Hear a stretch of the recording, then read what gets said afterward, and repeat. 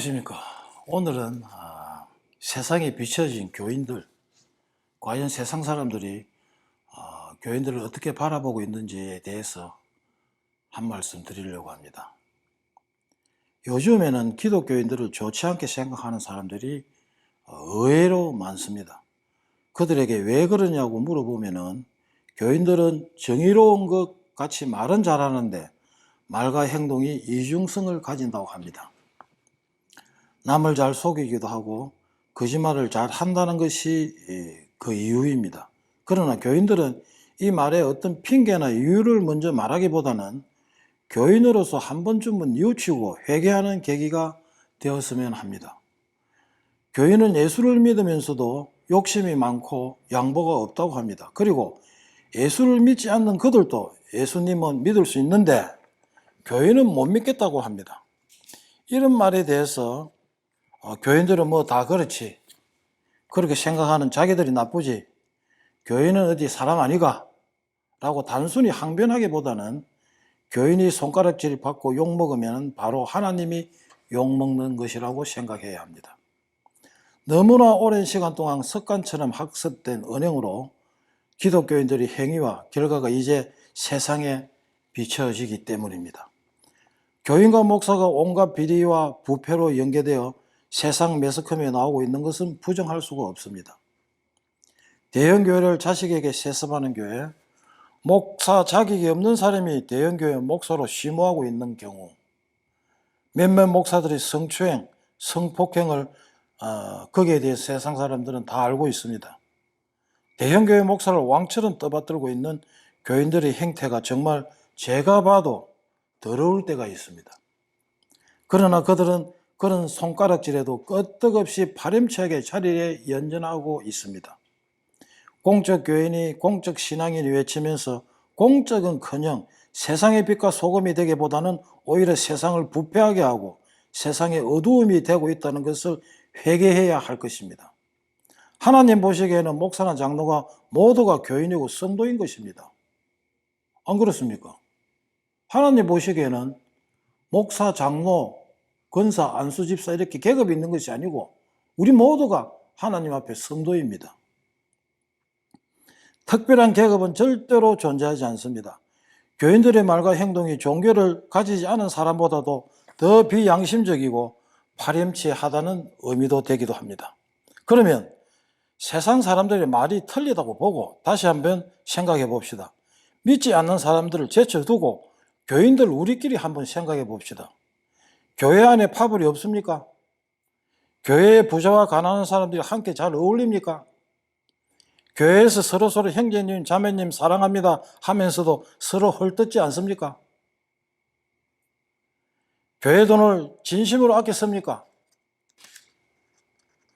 교회 장로들이 겸손합니까? 물론 겸손한 장로들이 계시죠. 그렇지만 대부분의 장로들이 목이 굳어 있습니다. 목사와 장로들이 평교인들을 차별하지 않습니까? 아니질 않습니까? 그리고 평교인이라는 단어는 누가 만들었는지 이 단어부터 차별을 내고 있습니다. 평교인이 있으면 평교인 아닌 높은 교인도 있다는 말이지 않습니까? 교회에 무슨 위원장이니 대장이니 이런 용어도 사실은 교회에 맞지 않는 용어들입니다. 교회가 무슨 사회 계급으로 따지는 그런 조직입니까? 아니지 않습니까? 우리는 믿음의 공동체입니다. 목사와 장로들의 계급적 용어는 그 발상 자체를 고쳐야 할 것입니다. 그러나 교인들은 뉘우쳐 회개하기보다는 교회도 죄인이 오는 곳이니까 죄를 지을 수도 있다고 당연한 것처럼 말한다면 언뜻 들으면 맞는 말 같지만은 틀린 말이라고 생각합니다. 그런 식으로 생각한다면 죄를 지어도 된다는 것이 되어버릴 수 있기 때문입니다. 그러면 우리가 왜 교인이 되었습니까? 지었던 죄를 회개하고 죄를 안 짓기로 결단하고 노력하고 참고 인내하기로 결단한 것의 결과로 교인이 된 것이 아닙니까? 그러면 죄 짓지 않기로 인내하고 노력해야지 죄를 지을 수도 있다고 해서는 안 되지 않습니까? 목회자는 설교를 정말 신중하게 잘 해야 합니다. 존경하는 고 옥하는 목사님은 일주일 동안 주일 설교를 위해서 하루에 8시간씩 쓰고 지우고 한 설교지가 매일 휴지통에 한 통씩 꽉 차가 나왔답니다. 그러나 훌륭한 설교가 그렇게 함으로 훌륭한 설교가 나올 수밖에 더 있습니까? 목사님의 설교는 교회의 부흥의 기초가 됩니다. 목사가 먹고 놀기 좋아하고 게으르면 교회는 파벌이 생깁니다. 좌우한 교회는 적어도 제의식에 가난한 세상 사람들과는 구별되어야 하며 최소한의 본을 보여야 할 것입니다. 고급자가 영으로 아파트 크기로 소외되고 빈곤된 교인들을 생각해서 자랑 좀 그만하고 겸손해져야 합니다. 자가용의 기독교 방송 스티커를 붙이고 다니면서 끼어들게 하고 양보라고는 전혀 없이 운전하는 사람들을 우리가 쉽게 볼 수 있습니다. 이러한 행태들이 비기독교인들에게 어떻게 보이겠습니까? 중요한 것은 세상 사람들은 하나님을 믿는 교인들은 무엇인가 다를 것이다, 무엇인가 우리하고는 틀릴 것이다 라는 큰 기대감을 가지고 우리들을 바라보고 있습니다. 거짓말하지 않는 사람, 신용 있는 사람, 양심적인 사람, 부지런한 사람, 검소한 사람, 겸손한 사람 등등으로 많은 기대감을 가지고 교인들을 바라보았는데 오히려 말과 행동이 맞지 않고 비기독교인들보다 더 심하다는 데서 배신감을 그들은 2배, 3배 더 많이 느끼는 것입니다. 그들은 한 사람의 교인의 행동을 보고 전체 교인을 사잡아 비난합니다. 모든 교인들은 억울하지만 봄의 꼼으로 넘어갈 수밖에 없습니다. 그러니까 아예 교인이라고 표를 내지 말든지, 교인이라고 표를 냈으면 참고 인내하고 성경의 말씀을 따라야 하는 것이 우리의 의무와 책임이라고 생각합니다. 천국 가기가 그리 호락호락하고 쉽겠습니까? 쉽다는 생각은 버려야 합니다. 기독교는 2000년을 비전을 향하여 비판받고 고쳐온 종교입니다. 고쳐지지 않으면 하나님께서 한국교회의 촛대를 옮긴다고 생각합니다. 모든 교회는 정신 차려야 합니다. 하나님을 너무 쉽게 안일하게 믿으려 하지 마십시오. 하나님은 우리에게 인내와 연단을 요구하십니다. 그리고 국어사전을 보면은 비난은 남의 잘못이나 결점을 찾아 나쁘게 말하는 것으로 불평불만을 의미합니다. 그러나 비판은 사물의 옳고 그름을 가리어 밝히는 것을 말합니다. 사물의 옳고 그름을 가리지 말라는 것은 바보 멍청이가 되라는 것입니다.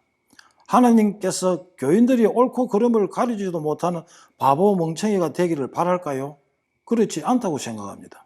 그리고 목회자와 장로들은 얄팍한 지식으로 교회도 죄인이 오는 곳이니까 어느 정도의 죄는 지어도 된다는 식으로 설교하며 오히려 어린 양들을 헷갈리게 하고 교만과 편견의 편에 서서 죄인을 당당하게 만드는 설교를 지향해야 할 것입니다.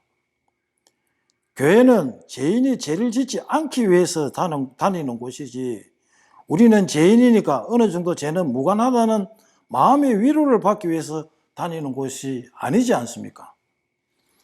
그리고 작은 교회 교인들이 큰 교회로 수평적 이동을 함으로써 대형 교회는 생겨나지만 하나님 보시기에는 한국 교회의 교인들의 숫자는 늘어난 것은 없습니다. 오히려 줄어들었습니다.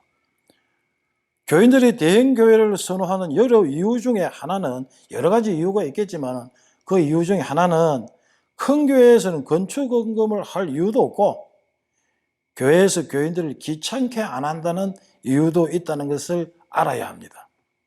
그리고 분명한 것은 예수님은 소외된 자들을 직접 찾아가셨고 오라고 하지 않았습니다. 주님은 낮은 곳, 냄새나는 곳, 어둡고 칙칙한 곳을 찾아다니셨고 잠잘 곳이 없어 다락방에 주무셨고 머리 둘 곳이 없다고도 하셨습니다.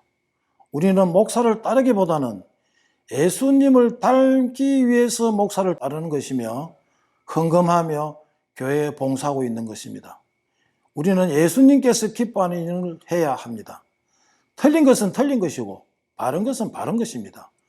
교인 중에 어려운 교인 여러분은 담대하고 용기를 내십시오. 담대하십시오. 그리고 틀린 것을 보았을 때는, 바르지 못한 것을 보았을 때는 담대하게 비판할 수 있어야 합니다. 오늘은 여기까지로 하고 마치도록 하겠습니다. 여러분과 주님이 항상 같이 하기를 간절히 소원합니다. 감사합니다.